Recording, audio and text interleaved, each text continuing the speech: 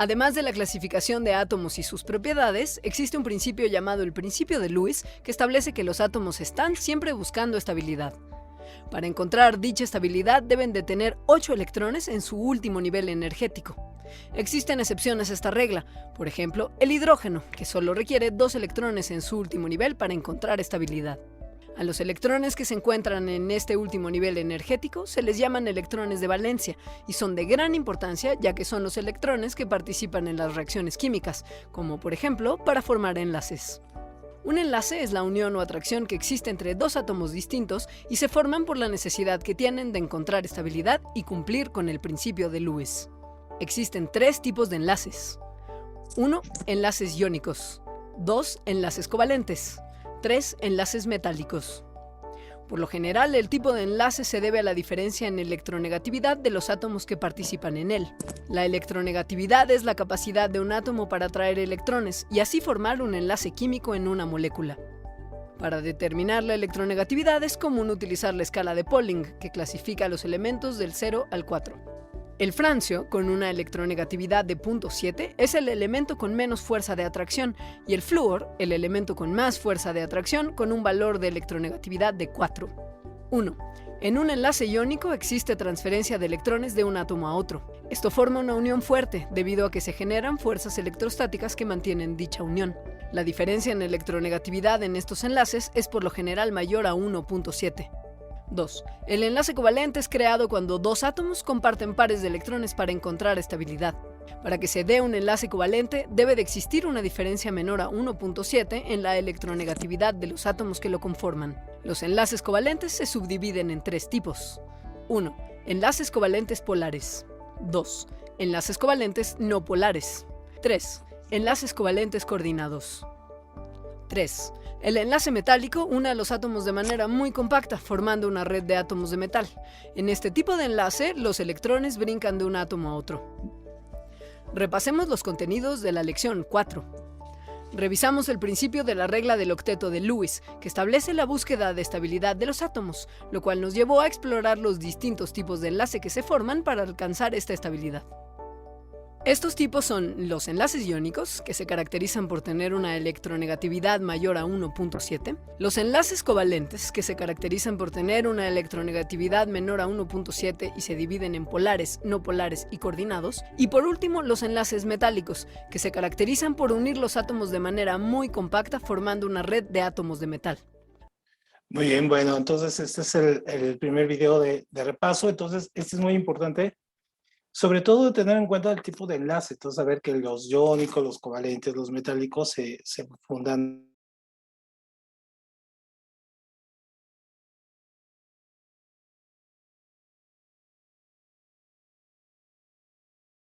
Ay, perdón, aquí se nos fue un poco la red otra vez, ¿no? Entonces, bueno, un poco la idea entonces es revisar este tipo de procesos, que si bien ya los vimos, hay que tener en cuenta que los enlaces iónicos, los covalentes y los metálicos, cada uno tiene su propia definición. Entonces, los iónicos, acuérdense que son en este caso metal y no metal, y luego los covalentes son no metal y no metal, y los metálicos son metal y metal. Entonces eso es muy importante. Muy bien, entonces eso es lo primero del repaso. Siguiente video de repaso es este, ¿no? Vamos a verlo.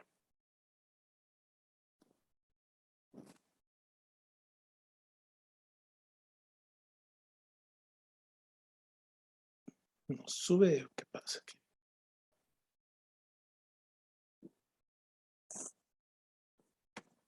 A ver, creo que no lo está subiendo, ¿no? Creo que no se está viendo nada aquí en el de sustancias. No. No se está viendo.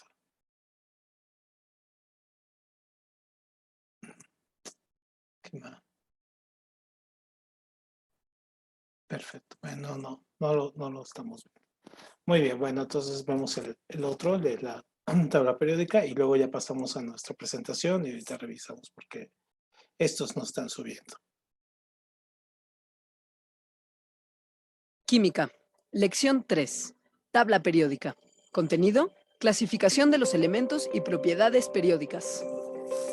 La tabla periódica de los elementos es la manera en la que clasificamos y representamos todos los elementos existentes en el universo, de forma que se acomoden de acuerdo a una serie de características y propiedades determinadas que se repiten a lo largo de ciertos grupos, filas y columnas. 1. Clasificación de los elementos. Los elementos se clasifican en la tabla periódica por 1. Número atómico. 2. Grupos o familias. 3. Periodos o filas. 4. Metales, no metales y metaloides. 1. Por su número atómico.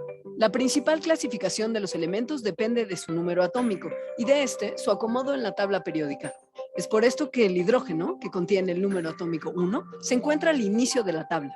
Seguido por el helio, luego el litio, el berilio, el boro, el carbón y así sucesivamente. 2. Por su grupo o familia. A cada columna de la tabla periódica se le denomina grupo o familia, y cada familia dentro de la tabla periódica posee elementos con propiedades físicas y químicas similares. La familia 1A, conocida como la familia de metales alcalinos, contiene metales blandos altamente reactivos, es decir, que reaccionan fácilmente con otros elementos. Estos no se encuentran en la naturaleza en su forma libre. La familia 2A contiene a los metales alcalinotérreos, los cuales también son muy reactivos, aunque un poco menos que los de la familia de los alcalinos. Después tenemos al grupo de familias de la 1B a la 8B, que son conocidos como metales de transición. Tienen altos puntos de fusión y ebullición, así como excelente conductividad eléctrica y son poco reactivos. Retomando a las familias A, tenemos el grupo de familias que van del 3A al 6A. Este grupo contiene varios metales, metaloides, gases y no metales. En general, este grupo de familias contiene elementos que son menos propensos a generar iones y, por lo tanto, a reaccionar. La familia 7A, conocida como la familia de los halógenos, contiene elementos altamente reactivos, por lo que no se encuentran de forma libre en la naturaleza y generalmente estos elementos se caracterizan por formar sales. La última familia A de la tabla periódica es la familia 8A o familia de gases nobles. Este grupo está formado por elementos que no reaccionan y son gases a temperatura ambiente ya que tienen puntos de ebullición bajos. Finalmente, existen dos grupos conocidos como elementos de transición interna, los lantánidos y los actínidos. Junto con los gases nobles, estos dos grupos fueron descubiertos en una etapa posterior al resto de los elementos de la tabla. 3. Por periodos o filas. A las filas de la tabla periódica se les conoce como periodos. Cada periodo posee una transición entre elementos de forma muy similar. Es decir, se puede encontrar el mismo patrón de cambios en propiedades físicas y químicas al transcurrir por los elementos de los periodos de izquierda a derecha. Generalmente se inicia por elementos metálicos, luego no metálicos y finaliza con gases nobles. 4. Por metales, no metales y metaloides. Los metales son elementos fácilmente maleables y funcionan como excelentes conductores de electricidad. A temperatura ambiente, los metales generalmente son sólidos, a excepción de unos pocos, como el mercurio. Los metales pierden electrones fácilmente para formar cationes.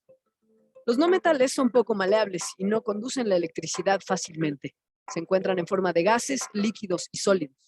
Generalmente ganan electrones para formar aniones y son agentes oxidantes. Los metaloides comparten propiedades físicas y químicas tanto de los metales como de los no metales, dependiendo de cómo reaccionan. Estos elementos pueden ser utilizados como semiconductores eléctricos. Propiedades periódicas. El acomodo de la tabla periódica no solo está basada en su clasificación, sino que existen propiedades periódicas que se manifiestan de mayor forma conforme uno avanza en alguna dirección de la tabla periódica. Existen 4 propiedades periódicas principales. 1. La energía de ionización. 2. La afinidad electrónica. 3. La electronegatividad. 4. El radio atómico. 1. La energía de ionización se refiere a la energía requerida por un elemento para desprenderse de un electrón y convertirse en un ion positivo. Esta energía aumenta en la tabla periódica de izquierda a derecha al subir de familia y de abajo hacia arriba al bajar de periodo. 2. La afinidad electrónica se refiere a qué tan fácil es que un átomo acepte un electrón. Esta propiedad aumenta en las mismas direcciones que la energía de ionización. 3. La electronegatividad es la fuerza con la que un elemento atrae electrones hacia sí mismo cuando forma parte de un compuesto químico. Es importante recalcar que esta característica se presenta cuando el elemento forma parte de una molécula y por lo tanto tiene un enlace, lo cual nos permite determinar la polaridad de dicha molécula, es decir, su tendencia a tener cierta carga. En la tabla periódica, la electronegatividad aumenta de izquierda a derecha y de abajo hacia arriba. 4. El radio atómico está definido como la mitad de la distancia entre dos núcleos de dos átomos de un mismo elemento. En la tabla periódica, el radio atómico disminuye de izquierda a derecha y aumenta de arriba hacia abajo. Repasemos los contenidos de la lección 3. Introdujimos el concepto de la tabla periódica como una agrupación lógica de los elementos existentes en el universo. Dicha tabla tiene divisiones lógicas en columnas, llamadas familias, y filas llamadas periodos. Estas agrupaciones contienen cierta lógica, ya que comparten propiedades físicas y químicas entre sus miembros. Vimos que además de la agrupación de los elementos, existen las propiedades periódicas, las cuales son características físicas o químicas que aumentan o disminuyen en direcciones determinadas de la tabla periódica. Muy bien, perfecto. Entonces, esto también ya ven que es un poquito más complejo. Bueno, no es tan como lo habíamos visto nosotros, tiene muchísimo más complejidad. Entonces, esa es la parte de la tabla periódica. Bueno, ahora la estructura atómica. Vamos con este otro.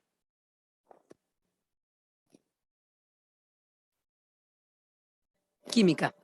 Lección 2. Estructura atómica. Contenido. El átomo y configuración electrónica. El átomo.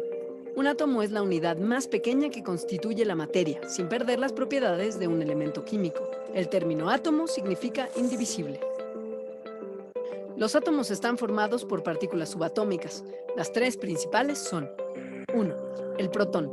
Se encuentra en el núcleo del átomo y contiene una carga positiva. 2. El neutrón, que también se encuentra en el núcleo y no tiene carga. 3. El electrón, que orbita alrededor del núcleo y contiene una carga negativa. Los átomos tienen tres características principales: el número atómico, el número de masa y el peso atómico. Estas se determinan de acuerdo con las partículas subatómicas que contiene el átomo. 1.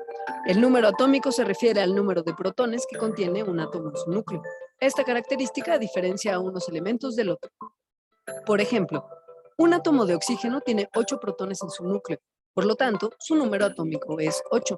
Si a este mismo átomo se le agrega un protón más, este se convertiría en un átomo de flúor, que tiene un número atómico de 9. Por el contrario, si le restáramos un protón a un átomo de oxígeno, se convertiría en un átomo de nitrógeno, que tiene un número atómico de 7. 2. El número de masa se calcula sumando el número de protones y el número de neutrones que tiene un elemento. Este valor determina el isótopo correspondiente. No te preocupes, más adelante profundizaremos en el concepto de isótopo. 3. El peso atómico representa el promedio ponderado del número de masa de todos los isótopos de un mismo elemento. Esta característica es de suma importancia, ya que se utiliza para calcular pesos moleculares. Como mencionamos, los elementos se definen de acuerdo con el número de protones que contienen. Sin embargo, en un mismo elemento puede variar el número de neutrones y electrones sin que éste deje de ser el mismo elemento. Cuando esto sucede, se pueden formar iones y o isótopos. Los iones son un tipo de átomo de un mismo elemento en el cual el número de protones difiere del número de electrones, creando un átomo con una energía neta positiva o negativa. El proceso de ionización ocurre cuando el átomo recibe suficiente energía para desprender o recibir uno o más electrones. Un átomo que pierde un electrón adquiere carga positiva y se le conoce como catión, mientras que un átomo que gana un electrón adquiere una carga negativa y se le conoce como anión. Por ejemplo, un catión de cobre más 2, que tiene un número atómico de 29, tendría 29 protones y 27 electrones. Por otro lado, los isótopos son un tipo de átomo de un mismo elemento en el que el número de neutrones es distinto al número de protones. Por ejemplo, los isótopos de hidrógeno son el protio con 0 neutrones, el deuterio con 1 neutrón y el tritio con 2 neutrones. Los tres contienen el mismo número de protones, es decir, 1. Modelo cuántico ondulatorio. A principios del siglo XX se lograron grandes avances en las teorías del modelo cuántico ondulatorio, que según el consenso actual de los científicos, es aquel que nos ayuda a entender la estructura y composición de los átomos. Este modelo fue desarrollado de acuerdo a los estudios de Dalton, Thomson, Rutherford y Bohr. Además, se utilizó el trabajo de otros científicos, como Pauli y Heisenberg. La configuración electrónica. La configuración electrónica es un concepto del modelo cuántico ondulatorio.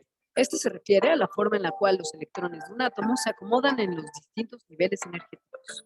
Para llenar los niveles energéticos de electrones y, por lo tanto, establecer la configuración electrónica de un elemento, se debe de seguir una secuencia jerárquica a lo largo de una tabla de niveles energéticos llamada diagrama de Mueller.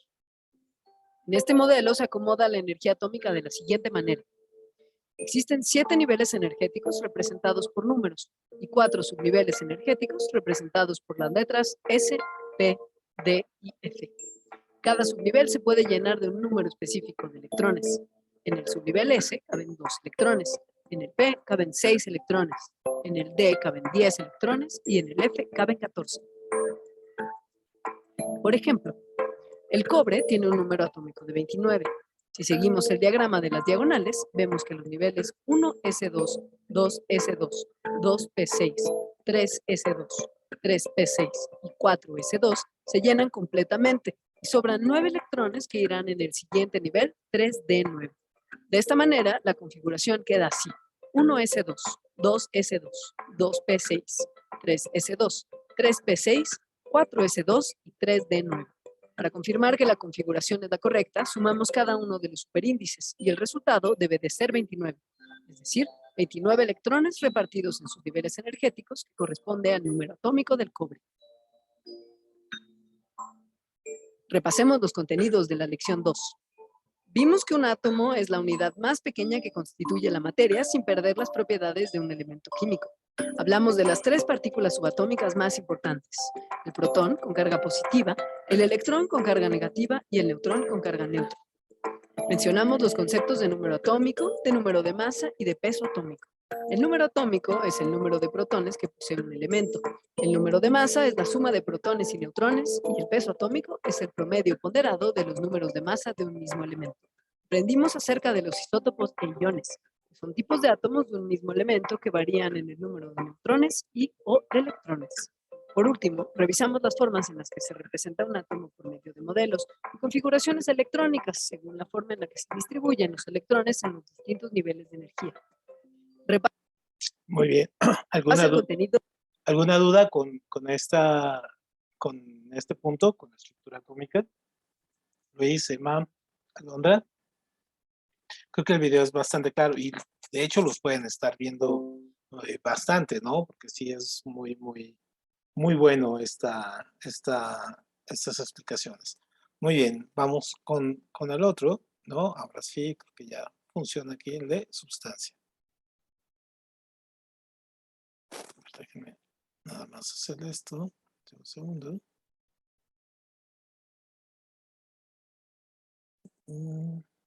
Ahorita lo ponemos.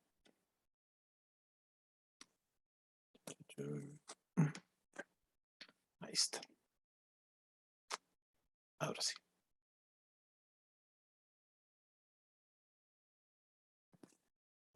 Química. Lección 1.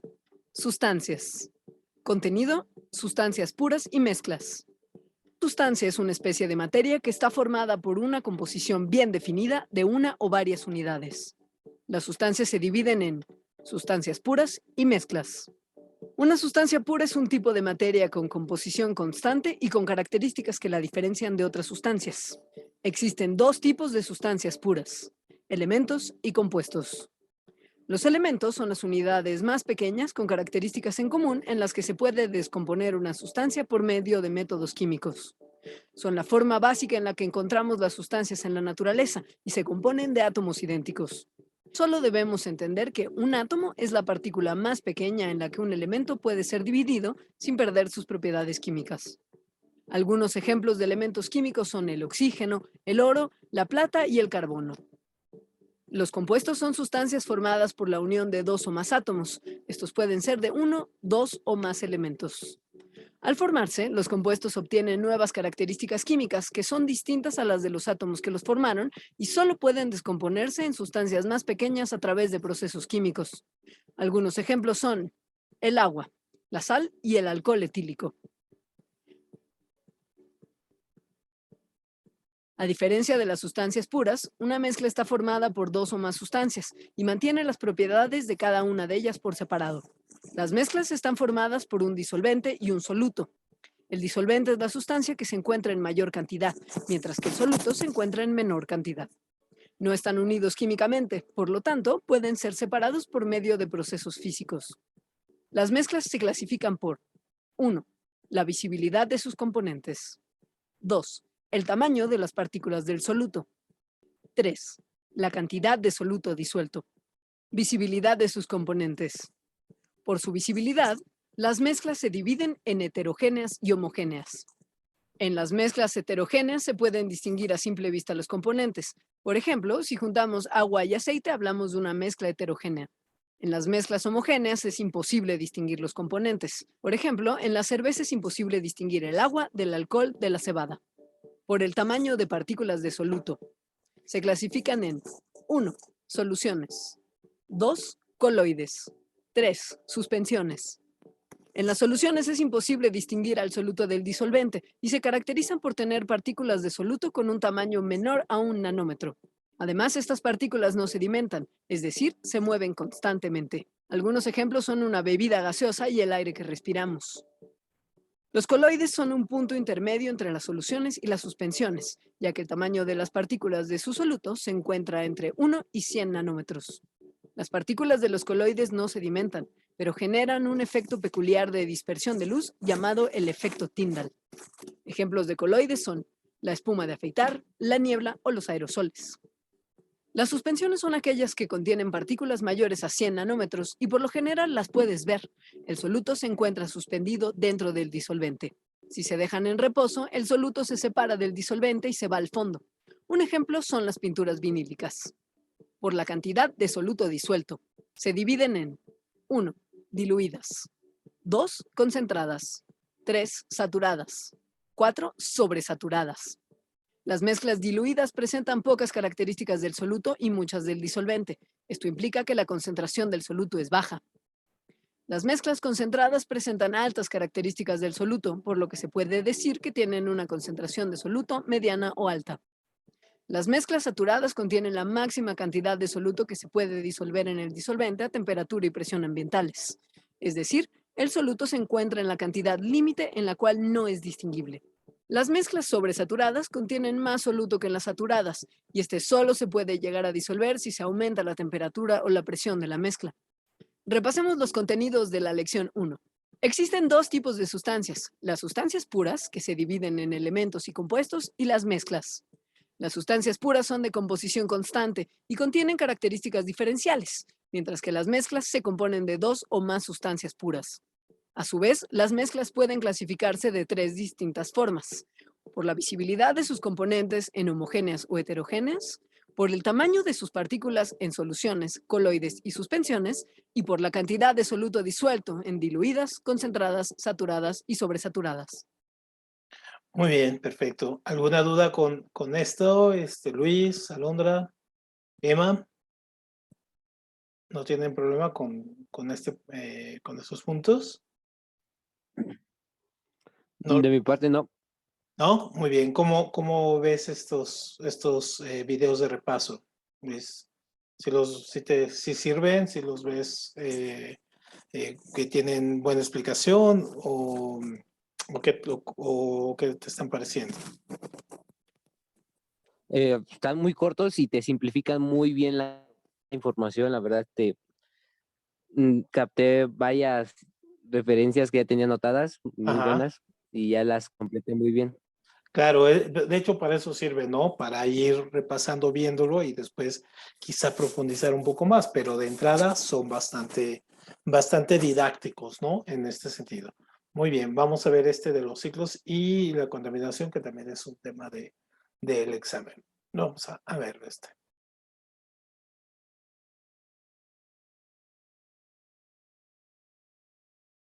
Química. Lección 10. Ciclos y contaminantes del aire. Contenido: ciclo del oxígeno, ciclo del nitrógeno, ciclo del carbono y contaminantes del aire. Ciclo del oxígeno. El ciclo del oxígeno es la circulación constante de este gas entre procesos de la respiración humana y procesos de fotosíntesis de las plantas. El oxígeno que respiramos es utilizado por nuestras células para generar energía en un proceso conocido como la cadena respiratoria. Este proceso tiene como resultado la formación de dióxido de carbono, el cual liberamos al exhalar.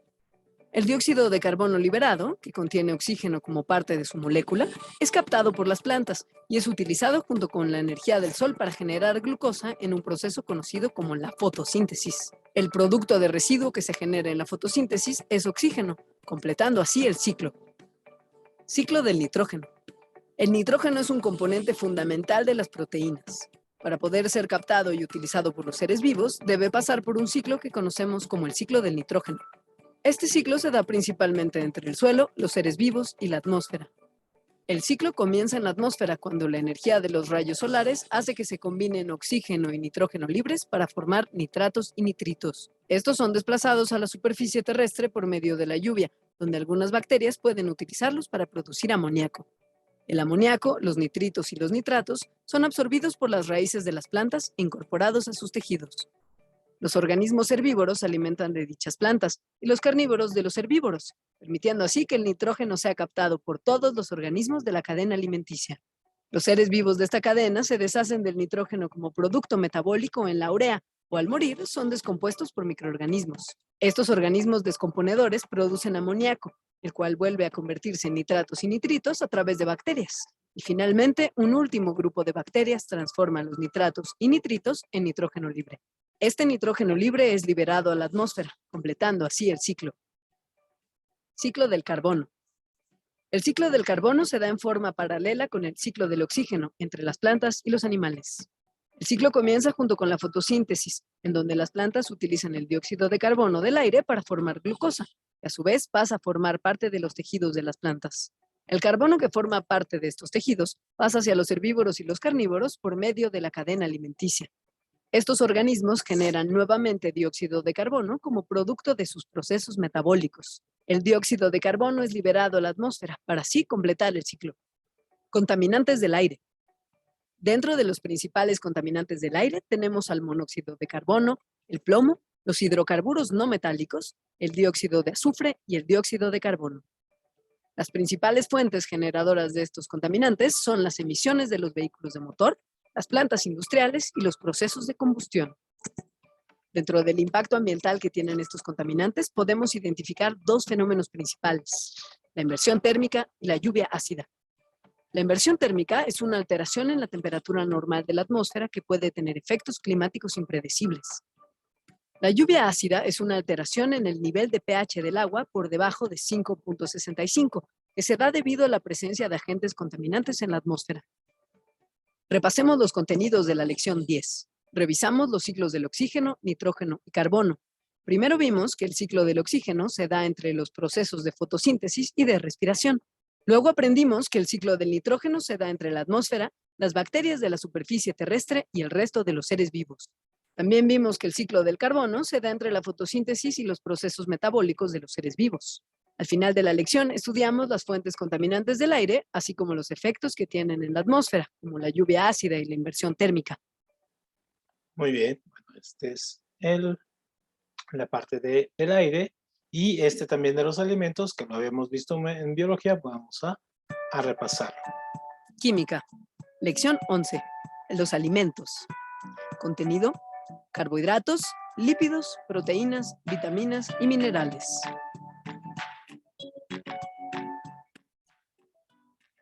Carbohidratos. Los carbohidratos son un grupo básico de alimentos. Este grupo incluye azúcares, fibra y almidones. Los carbohidratos se clasifican en 4 grupos: monosacáridos, disacáridos, oligosacáridos y polisacáridos. 1. Monosacáridos. Son carbohidratos que no se pueden descomponer en carbohidratos más simples por medio de enzimas. Por ejemplo, la glucosa o la fructosa. 2. Disacáridos.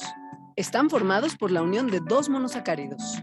Algunos ejemplos son la maltosa, que contiene 2 glucosas, o la sacarosa, que contiene una glucosa unida a una fructosa.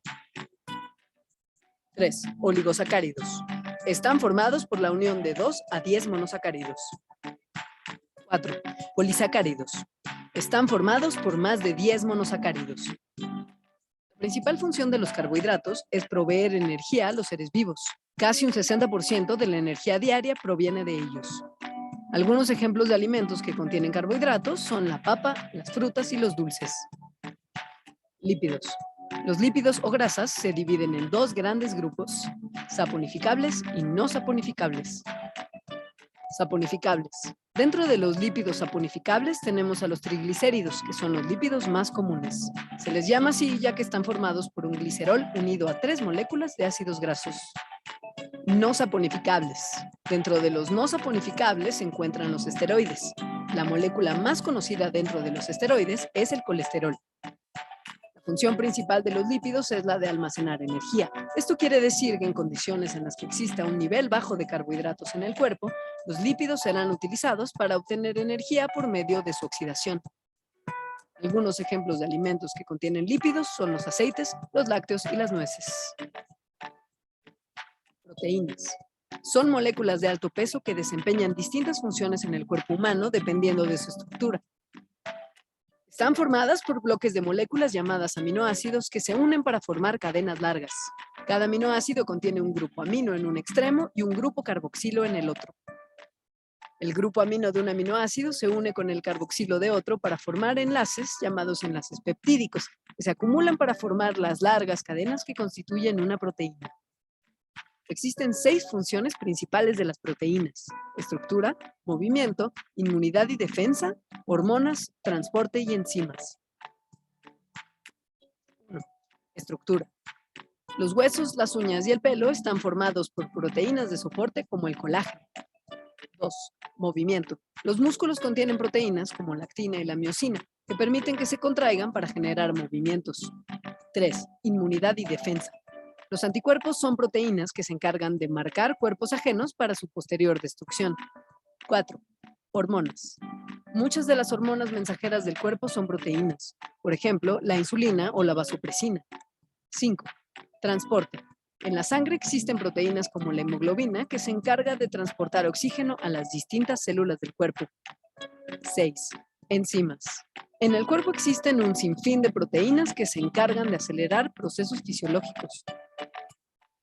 Algunos ejemplos de alimentos que contienen proteínas son las carnes y los lácteos. Vitaminas y minerales. Las vitaminas. Las vitaminas funcionan como un complemento a las enzimas, es decir, son cofactores de las enzimas y sin ellas, estas no funcionarían. Algunos ejemplos son la vitamina A, C y D. Los minerales. Los minerales tienen distintos propósitos. Algunos funcionan como cofactores de enzimas. Otros, como el calcio, son elementos fundamentales de estructura, o en el caso del potasio y sodio, como reguladores de presión osmótica. Repasemos los contenidos de la lección 11. Revisamos las 3 principales moléculas orgánicas: los carbohidratos como principal fuente de energía del cuerpo humano, los lípidos o grasas como fuente de almacén de energía, y las proteínas con sus diversas funciones: estructura, movimiento, defensa, transporte, regulación hormonal y catalizador de reacciones. Además, aprendimos que las vitaminas y los minerales funcionan como complemento a la regulación de los procesos metabólicos y enzimáticos. Muy bien, perfecto. Entonces, esto también este tema también se le conoce como biomoléculas, ¿no? Muy, muy importante. Y vamos con el último, en lo último que nos habíamos quedado, que era el balanceo por tanteo. Entonces, vamos a ver. Química. Balanceo de reacciones químicas. Contenido. Tipos de reacciones químicas y balanceo por tanteo. Reacciones químicas y balanceo. Una reacción química es un fenómeno por el cual una o más sustancias sufren una transformación en su composición química. Existen 3 tipos: reacción de síntesis, reacción de descomposición simple y reacción de sustitución. Reacción de síntesis. Son aquellas donde 2 sustancias se unen para generar una nueva. En este tipo de reacciones, una sustancia A se une con una sustancia B, generando una nueva sustancia C. Reacción de descomposición simple. Esta reacción ocurre cuando un compuesto complejo se descompone en compuestos más simples. Ojo, esta también, ahí dice reacción de descomposición simple, pero esta también nosotros la revisamos y bajo el nombre de análisis, es decir, que tenemos aquí un elemento que se va a descomponer en 2, es decir, lo estamos dividiendo. Entonces, puede ser reacción de descomposición simple, pero también de análisis, también es el otro nombre que conlleva. Este tipo de reacción es lo opuesto a la reacción de síntesis, ya que un compuesto C se descompone en 2 sustancias, A y B. Reacción de sustitución. En este tipo de reacción, una sustancia AC reacciona con el reactivo B para dar como resultado la sustancia AB y el reactivo C. Balanceo de una ecuación. Ojo, y aquí en esta, ¿se acuerdan que habíamos revisado sustitución? Este es cuando tenemos 3 elementos. Cuando tenemos 4 elementos se llama doble sustitución o doble desplazamiento, ¿no? También, ojo, entonces tenemos con 3 y tenemos con 4 tipos de elementos. C. Balanceo de una ecuación química por tanteo. El balanceo de una ecuación química consiste en definir la cantidad de sustancia necesaria para que una reacción química se lleve a cabo. Veamos un ejemplo de cómo balancear una ecuación química. F2 más H2O se convierte en HF más O3. Empezaremos contando los átomos de cada lado de la ecuación. Hay que contar primero las moléculas del lado de los reactivos, es decir, el lado izquierdo. En este caso, hay 2 moléculas de flúor, 2 de hidrógeno y una molécula de oxígeno del lado de los reactivos. Ahora contemos las moléculas del lado de los productos, es decir, el lado derecho de la ecuación. En este caso tenemos una molécula de flúor, 3 de oxígeno y una de hidrógeno. Para poder balancear esta ecuación, tenemos que cambiar los coeficientes estequiométricos para que los reactivos sean iguales a los productos. Es decir, los subíndices de cada molécula se tienen que conservar en todo el proceso. Lo que podemos modificar es el coeficiente que lo acompaña. Para resolver un balanceo por tanteo, primero balanceamos los metales, después los no metales y al final los gases. En este caso todos los elementos son gases, por lo que el orden no importa. Observamos que del lado de los reactivos tenemos 2 moléculas de flúor, mientras que del lado de los productos solo tenemos una. Debemos multiplicar ambos lados por un número que nos dé como resultado el mismo número de moléculas en ambos lados. Por lo tanto, el coeficiente que le corresponde al flúor de los reactivos es 2. Ya que 2 por una molécula que ya está presente, nos da 2 moléculas del lado de los productos. F2 más H2O se convierte en 2HF más O3. Continuamos con el hidrógeno. Como podemos ver, una vez que colocamos el coeficiente del flúor, el hidrógeno ya está balanceado, ya que este coeficiente también afecta al hidrógeno. Continuamos con el oxígeno. Del lado izquierdo tenemos una molécula de oxígeno, mientras que del lado derecho tenemos 3. Como el hidrógeno del lado de los reactivos ya quedó balanceado, tendremos que modificar el coeficiente del oxígeno del lado de los productos. En este caso tenemos 3 moléculas de un lado y solo una del otro. Por lo que para balancearlo es necesario multiplicarlo por una fracción para que nos dé una sola molécula de oxígeno. F2 más H2O se convierte en 2HF más 1/3 de O3. Por fines prácticos, se aconseja dejar el balanceo en números enteros. Así que multiplicaremos todos los coeficientes de la ecuación por 3 para deshacernos de la fracción. Así dejaremos expresada la reacción en números enteros. 3F2 más 3H2O se convierte en 6HF más O3. Para saber si nuestro balance es correcto, contaremos nuevamente los átomos de cada lado de nuestra ecuación.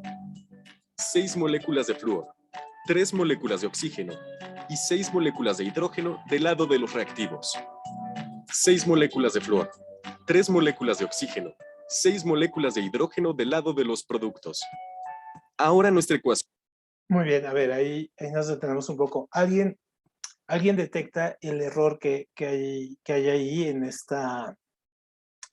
este conteo? O sea, si nos fijamos aquí, no, aquí sí checa. 3 por 2 me da 6, 3 por 2 me da 6, y en este caso oxígeno tendría que ser 3 y 3 por 1 me daría 3, ¿no? O sea, aquí está bien.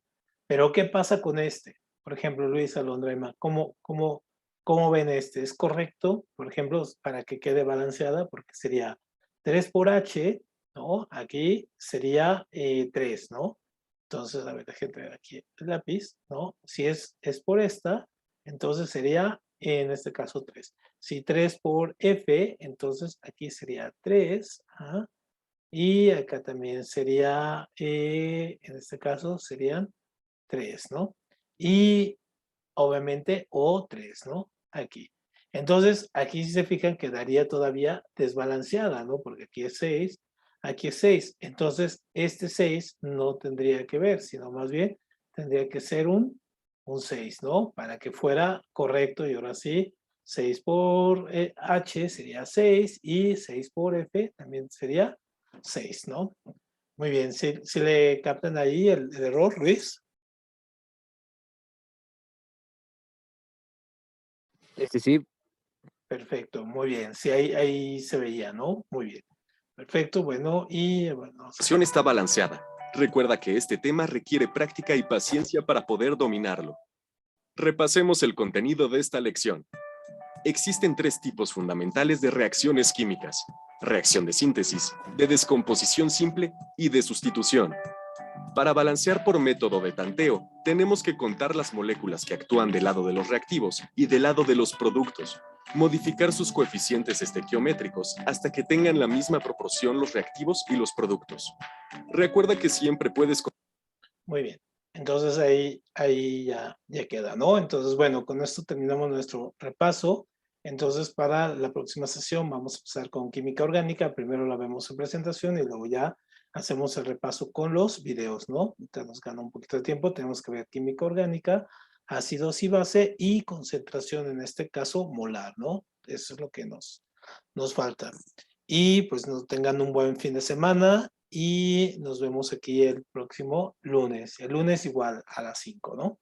Por acá nos vemos y al ratito les mando aquí el video de la sesión para que lo estén repasando. Ven que sí sirven mucho los videos, ¿no? Sí nos aclaran muchísimo las dudas y nos dan un panorama un poquito más específico de algunas cosas. ¿Sale? Bueno, nos vemos entonces el próximo lunes. Y tengan buen fin de semana. Hasta luego, Carlos. Hasta luego, Alondra.